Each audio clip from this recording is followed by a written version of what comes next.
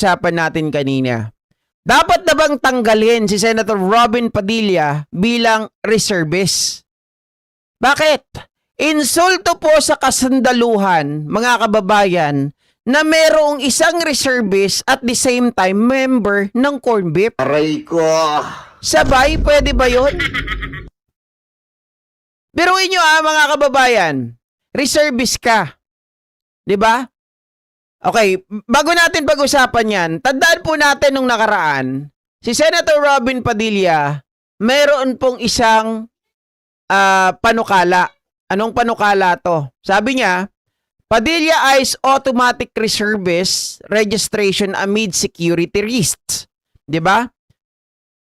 Senator Robin has sought the automatic reservist registration for eligible Filipinos as a preparation for possible security emergencies, cybersecurity, security threats, and climate-related disasters. Padilla filed Senate Bill number 2042, which seeks to amend the Citizen Armed Forces of the Philippine Reservists Act by automatic military registration of Filipino age between 18 and 25 through government databases such as the Philippine Identification System. Ngayon, bakit natin to itinatopic, mga kababayan? Padilla pointed out the natural calamities that hit the country every year as well as the tension in the Indo-Pacific region and the West Philippine Sea. Tanong ko kanina, bakit natin to tinatopic? Si Robin, tawag dito mga kababayan, meron siyang panukala na batas na automatic reservist registration. Kapag automatic ito, tandaan po natin dalawang pagkatao ni Robin. Siya po ay corn beef sa kanyang pag-amin at the same time reservist. Dito reservist ang pinag-uusapan. Sabi niya automatic daw dapat ang reservation. Huwag daw dapat masyadong maghigpit. Pagdating po sa screening, naisip niyo ba yung naisip ko? Na kung sino na lang automatic magiging reservist, tapos walang mabigat na screening o kaya mga kababayan, hindi magiging mahigpit sa screening. Tama ba yung naisip ko na maaring magpapasok sila ng mga member ng corn beef papunta sa gobyerno natin? Aray ko. 'Di ba? Mama Sheman Langit, salamat po. Isipin nyo, Robin Padilla, member ng corn beef, tapos sabi niya automatic reservist registration, wag maghihigpit ng screening pagkapasok ng pagiging reservist. Ang nakikita ko dito, kahit sino na lang makakapasok. Kapag kahit sino na lang makakapasok, maaring yung mga nasa labas, yung mga kasama niya, makakapasok bilang reservist, magiging uniformed personnel in the future. Aray ko. Diba? Ngayon, mga kababayan, ano ang naisip ko rito? Sabi ko, pwede ba yun? Reservist ka at the same time, corn beef ka. Diba? Parang nagtatalo yung isip mo nun? Corn beef ka, ang pinaglalaban mo iba. Reservist ka, uniform personnel ka, iba ang ipinaglalaban mo. Ngayon, maglalaban, mga kababayan, yung damdamin mo. Sino ang mananaig? Sino ang lalamang? Sino ang magiging superior-inferior sa dalawa? Okay, ano ang magiging backfire neto? Ano ang magiging system neto? Baka naman kaya nalalaman ngayon ng corn beef group ang mga nangyayari sa atin, 'di ba? Yung mga impormasyon na confidential, 'di ba, ng ating kasundaluhan, mga kababayan, ay nalalaman ng taong labas dahil po sa mga kagaya ni Senator Robin Padilla. 'Di ba? So would you agree na dapat tanggalin si Senator Robin Padilla bilang reservist? 'Di ba? Sabi ni Leopoldo Isidro, ano po yung corn beef? Aray ko. Okay, ito yung ipinalit ko po sa word na ngomonista. Aray ko. Okay? Hindi ko po kasi masabi. Bawal kasi yan, guys. Bawal. Hindi kasi yan pinag-uusapan. Okay, ang pwede lang dyan yung legitimate media. Ang pwede. Kaya lang, very strict. Kaya ayaw ko pong banggitin. Kasi nung nabalita si Senator Loren Legarda, noon, binalita ko po yan. At dahil sa word na yan, nagkandaleche-leche po yung channel ko. Hindi ito yung nauna ko pang channel. Na-close po yan totally. Kaya hindi ko po binabanggit yan. Ayaw ko nga sana to. Kaya lang may matututunan tayo dito eh. 'Di ba? Kaya ang ipinalit ko po, kahit yung mga DDS, tawag nila dyan sa, sa MEA, yung manis na corn beef. Aray ko. Okay? Corn beef po ang tawag nila. Oh. Sabi ni Mama Mari Bigiray, may point ka GP. Inventor ang hayop, di niya alam ang consequences, tanga nga. Kahit sa pagkasenador, umalis na lang siya. Mga kababayan, obligahin ninyo ang mga mambabatas na lumikha ng peacetime treason law. Panagutin ang mga makapiling taksil sa bayan. Okay, balikan natin yung tanong ko kanina. Reservists, at the same time, corn beef. Okay? So mga kababayan, ito po ay napakadelikado. Ito po ay masasabi natin talagang, di ba? Delikado. Very, sa English nga po, mga kababayan, Aray ko. ano na yun? Delicate, di ba? Napakadelikado po ng sitwasyon na ganito. Dahil yung mga impormasyon na hindi dapat malaman ng mga taong labas ay pwedeng malaman. Di ba? Maaring yung armory, maaring yung mga plano, maaring yung mga confidential, di ba?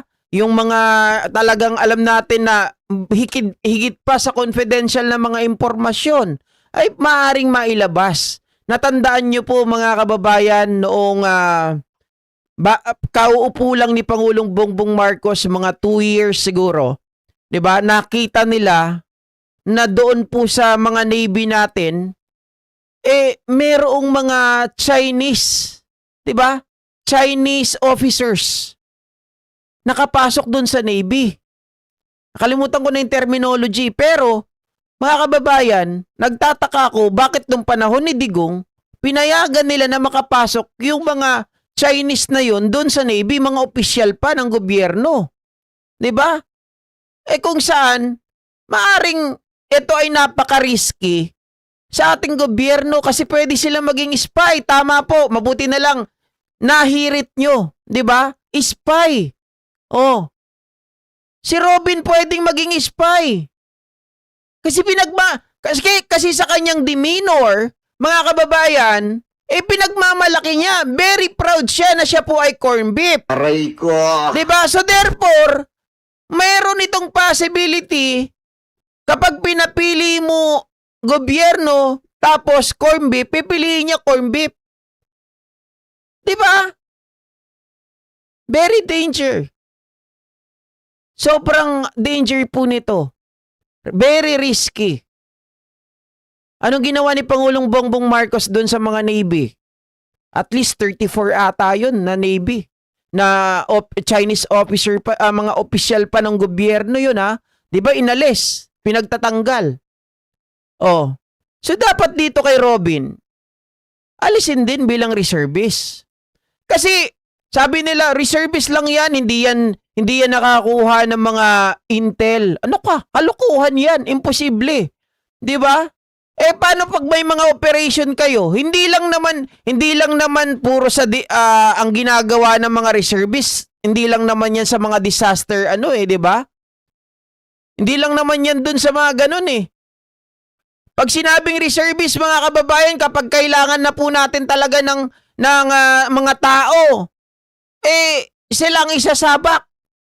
'Di ba? Hindi lang yan dun sa pagbibigay ng relief, hindi lang yan dun. Pag kailangan talaga natin. Syempre sa may mga meeting kahit papano, nakakakuha yan ng intel dun sa mga mismong mga opisyal. 'Di ba? Pag may inuutos galing sa taas. So, paano yun? Nandito ka, tapos yung puso mo nandun. E di kung nandito ka, ang puso mo nandito, kung ano yung sasabihin nito, ipapadala mo ngayon dito. Tama? Oh. 3 ang titulo na daladala ni Robin, isang reservist, corn beef, at senador. Aray ko. Yun pa, mga kababayan. Yun pa, buti nabanggit nyo. Bilang isang senador, mga kababayan, hindi ba nakakatakot yun na mayroon tayong isang corn beef na member ng senador? Aray ko. Ng Senado? Isang senador na corn beef. Oh. Siyempre, ang gagawin yan, gagawa ngayon, magiging, kumbaga para sa akin, proteksyon ito ng mga nasa labas. Gagawa ng batas, hindi para sa taong bayan, para sa mga corn beef. 'Di ba? O kita mo nga yung mga pinagagawa nila mga batas ngayon. Puro pabor sa kanila. Yung mga resolusyon sa Senado, pabor kay Bato. Oh. Tama yung hinala ko noon na pinasok ng MEA, corn beef, ang gobyerno sa panahon pa ng Duterte admin. Alam ko na walang maniniwala.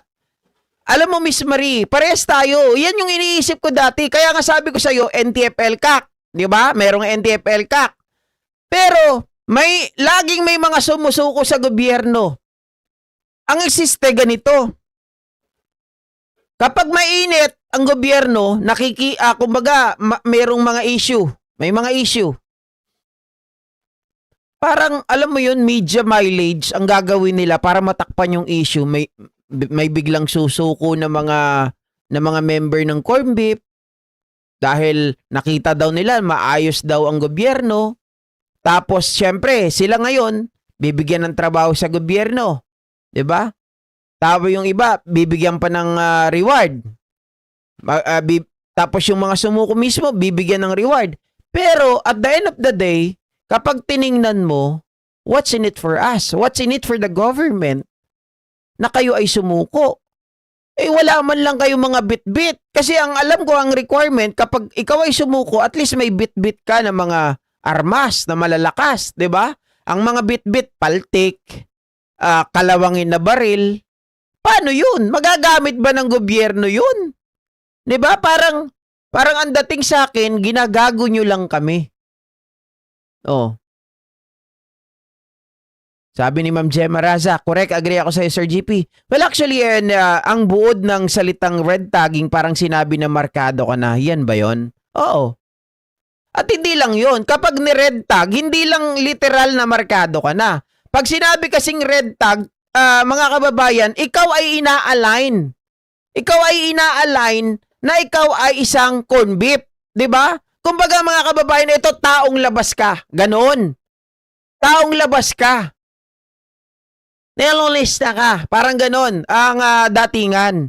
Hindi lang siya literal na markado ka na, 'di ba? Kasi pag yung markado iba yan Pero pag ni-red tag ka, ina-align ka na ikaw ay taong labas, na ikaw ay member ng makakaliwang grupo, wala kang ginawang maganda sa gobyerno. Ganon.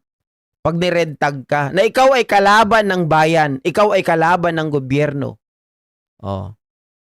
Shoutout po kay G. Jesus. Galing kay Real Opinion PH. Walang sahod. Yes, walang sahod ang reservist. Pero meron silang allowance.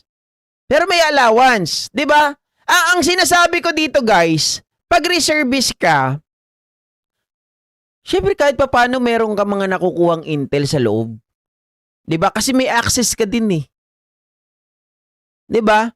Pag may mga meetings galing sa taas, napupunta yan sa baba. Kung may mga plan kayo, di nalalaman mo na. Paano mahuhuli yung kung may mga uhulihin, kung may mga tatargetin, nakasama mo dun sa mga taong labas, anong gagawin mo? 'Di ba? Kung ikaw nasa loob, sasabihan mo sila, oy, ganito, meron kaming operation ngayon, lumikas na kayo. Dahil isang batalyon kami, hindi kayo dito makakaligtas. Umalis na kayo ASAP. Dahil kung hindi, 'di ba? So paano pa magtatagumpay yung mga plano ng ating kapulisan kapag may mga tanim? Oh, ang sinasabi ko nga dito, yung mga DDS bakit napaka-selective nyo? Bakit hindi nyo ngayon i-red tag yung tao na umaamin na siya po ay corn beef? Pero yung wala kayong ebidensya, sasabihin na naman, hindi, ano lang yan? Freedom of speech yan. Aray ko. Freedom of expression yan. Freedom expression your face. Siya nga siguro ang spy kasi doble kara. Walang sahod pero pwedeng traidorin ang gobyerno. Tama. 'Di ba? Yung iba wag niyo sabihin na porkit walang sahod, bakit? Mga kababayan, hindi porkit walang sahod, hindi niya na pwedeng traidorin ng gobyerno. Tandaan ninyo, ang isang taong labas, meron po dyan, mga kababayan, na nagpe-finance. 'Di ba? Tandaan nyo, yung sinasabi ni Angel Locsin, na nabubwisit siya kay Robin Padilla kapag si Robin ay nagsasalita para sa China. Okay, just connect the dot. 'Di ba? Sino sa tingin nyo ang isa pa sa pwede na mag-finance kay Robin? 'Di ba? Hindi niya kailangan ng sahod sa gobyerno. I mean, bilang isang reservist, dahil wala naman sahod yan, allowance lang. Hindi niya kailangan yan. Pero kapag nagpagamit ka sa ibang bansa, nagpagamit ka sa mga taong labas, sa mga namumuno, mas malaki ang kapakinabangan yan sa'yo. 'Di ba? Oh. Super idol ko si Angel dati, pero simulang sumali siya sa government, nawala na. Sayang lang, sana di na sumausaw dyan. Sinira tuloy siya. Hindi naman siya sumausaw sa government. In fact, mga kababayan, tumutulong nga siya sa mga kababayan natin nun eh. Kaya lang, dahil si Colmenares, ang sinasabi nga kay Colmenares, ay siya ay member ng taong labas, 'di ba? Ni-red tag na nila si Angel. Kasi yung kapatid daw ni Angel ay isang recruiter. Biglang si Angel ay pinangalanan na din. Oh. Tama ka, dapat nga yan idinampot dahil sa pag-amin niya. Isa pa, nagyayabang lang. Kung tunay ka, Robin, bakit ka umamin? Underground movement yan. Bakit nakuha mo umamin? Paano kung ulihin at imbestigahan ka? Yun nga eh. Dapat tayo, yung batas natin, yung mga men in uniform, meron din silang tinatawag na motu proprio investigation at motu proprio action. 'Di ba? When someone admitted that he is a member of a corn beef group, then definitely, mga kababayan, 'di ba? You must dapat hulihin mo kaagad 'yun eh. Ma'am Emily Sipagan, long time no see. Thank you so much sa pag-share ng blessing. 'Di ba? Imbestigahan ka agad, damputin yung tao. Oh, para mapitpit. Kung may mapipitpit, kung may mapipiga.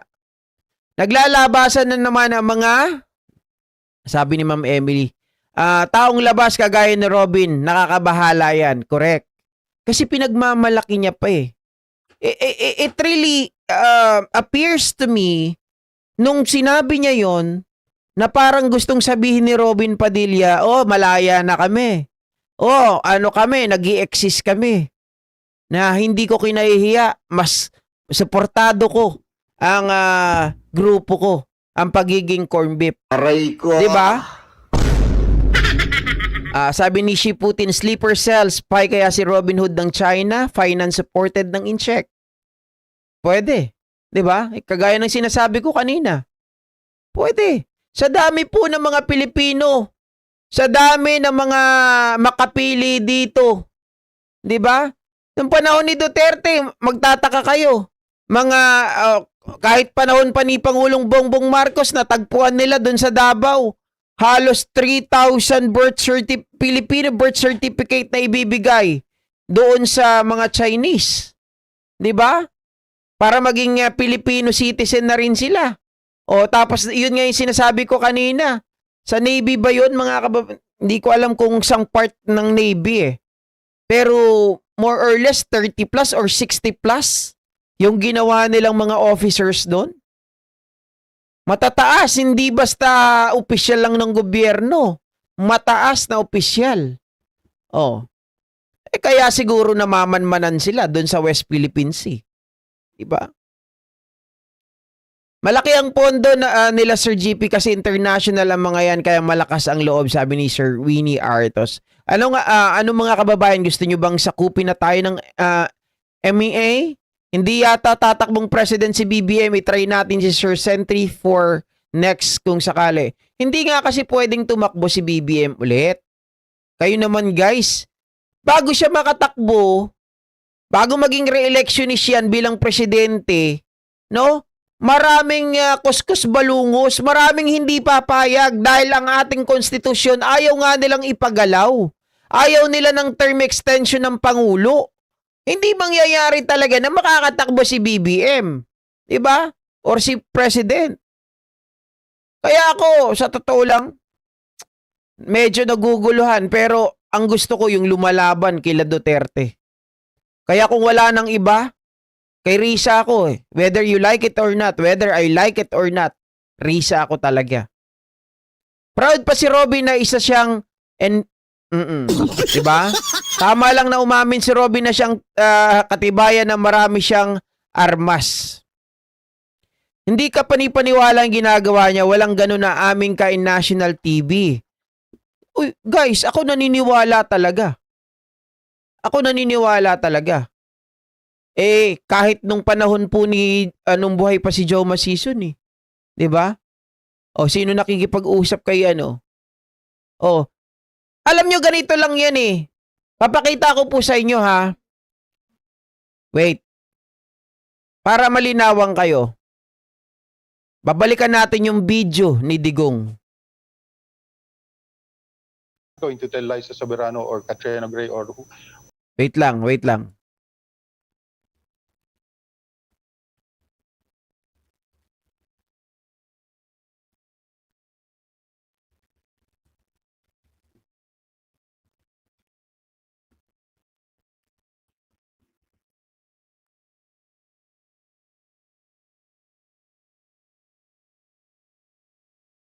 Etong video na to, magkakaroon na kayo ng idea.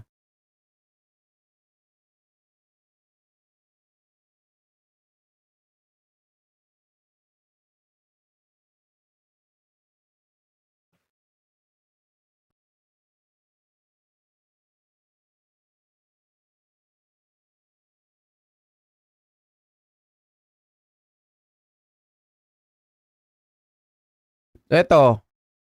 Kayo naman yan pa na may initiative na nanawagan na handa kayong makipag-coalition at nagpakita ng pagkaunawa sa programa ng MDF. Kaya sa oras na kayo na yung mananalo, ay dapat yung mga kinatawan natin kalagagat magkita-kita na. At kung ano naman, sumingit yung pandaraya, ay lalong rin. May batayan para magkita-kita at pagkaisa para labanan yung mga mandaraya. Hindi sila magtatagal sa pangyarihan. The trend is there, no? Yes, sir. I will follow the pattern of socialism sa governance. That is really, sinabi ko na sa in public, in every meeting, I said, I'm a socialist. Sinong kausap niya dyan? Si Joe Masison. Sabi ni Joe Masison, dadanak ang dugo kapag dinaya si Duterte. Suportado nila si Duterte. Aray ko. 'Di ba? And si Duterte umamin that mga kababayan, siya po ay member din ng group. Alam niyo na kung sino ang idol ni Robin. Aray ko. 'Di ba? Idol ni Robin si Digong. Umamin naman si Digong na siya po mga kababayan ay isang corn beef din. And though I am not a member of the Communist Party, but I am a socialist. And I belong to... O dito, hindi niya inaamin. Hindi raw siya member ng corn beef. Pero sa ibang mga interview, sabi niya, siya daw ay dati. Di ba? the left. ako, sir, sabi ko, this will be the first time Mhm. in the history of our country na merong leftist to president. O, ayan, sinabi niya. O, di ba sinabi niya? O, nung una, sabi niya, I'm not a corp beef, pero sinabi niya, ngayon lang magkakaroon na sa kasaysayan ng Pilipinas na merong isang leftist na president. Aray ko. Leftist, makakaliwa. Di ba? Parang nag-contradict yung sinabi niya, hindi daw siya member, pero leftist na president. Oh. Medyo maguguluhan kayo, pero parang ang dating sa akin, dito tinanggi mo, pero umamin ka naman sa dulo. Aray ko. Diba? Ayan, oh. In the history of our country na merong leftist to president. Walang masama Leftist. sa left. We are more tolerant to the doubts of government. Mahalaga na sa electoral campaign pa lang, ilinagay na ninyo sa agenda yung programa ng isang left president to be. At siyempre, kapag kayo ay nasa posisyon na, mas marami kayong magagawa. Maipapatupad ang inyong mga inyong mission at vision. Galit ako sa oligarchs, sir, pati yung mayayaman na they get the fat of the land. At yan ang problema dyan sa ating gobyerno. And they allow it. I wish you well, all the best for you, mga kasama natin dyan. And hopefully, I will visit you before I will assume office. Narinig nyo na? Aray ko. Mga kababayan, sa mga hindi naniniwala sa sinabi ni Robin, ako naniniwala. Idol niya si Digong eh. Natatandaan niyo sinabi niya, kahit sunugin niyo ako mangangamoy Duterte pa rin ako. Ano pa sinabi niya mga kababayan? Nung sila ay party pa ng minority before naging majority bago nag-minority ulit. Anong sabi niya? As a minority, mga kababayan, ay tututulan ko talaga yung impeachment. Aray ko. Dahil yan ay trabaho ng minority tumutol. Di ba? Idol niya si Digong eh. Lahat ng lakad ni Digong, mga kababayan, yan ang aapakan ni Robin Padilla. Yan ang susundan niya. O, pinagmamalaki niya yan. Kaya nga, binibigyan ko na kayo ng mga idea kanina eh. Sabi ko sa inyo, hindi ba kayo nagtataka? Meron silang grupo ng NTF-ELCAC. Dati. May mga sumusuko sa NTF-ELCAC. Yung mga sumusuko, wala naman mga bit-bit na barel. Mga barel, mga paltik, mga kinakalawang na. Bibigyan ng gobyerno. Di ba? Bibigyan ng gobyerno ng pabuya. Bibigyan ng trabaho. Bibigyan ng mga posisyon sa gobyerno. Eh di ang datingan sa akin, nagtanim na kayo ng mga tao sa inyo sa gobyerno. Tapos, ang pinagtataka ko, sabi nyo wala kayong insurgency sa Davao, pero nangihingi kayo ng confidential funds. When you say there's no such insurgency in Davao, you don't need to have a confidential funds. 'Di ba? Or pwede man pero hindi ganoon kalaki, 460 million kada taon. 'Di ba? Sana na-gets niyo po yung sinasabi ko dito, guys. Sobrang medyo masalimuot ang bagay na to. Anyway, mabuti na lang siya ang umamin, at least ngayon.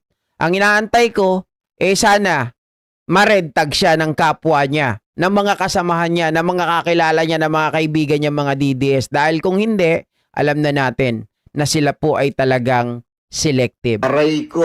Diba? Okay? So, ayan mga kababayan, hanggang dito na lamang po. At mamaya muli, mga kababayan, then